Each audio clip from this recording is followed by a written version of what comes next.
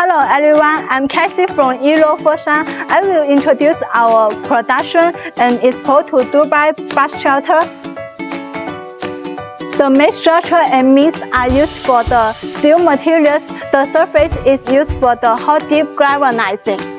The back panel is made of aluminum materials and cut with beautiful craftsmanship.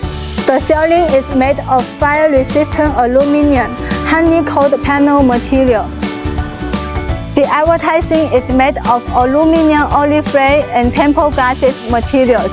The bus shelter is equipped with dustbin. The door is double opening. Due to the hot climate in the Middle Eastern, the bus shelter is equipped with air conditioning. The bench is made of stainless steel materials. LCD screen is installed on the side to display route information. The bus shelter is designed according to the climate and environment of the Middle Eastern and has practical fashion. If you are interested in our product, please feel free to inquire.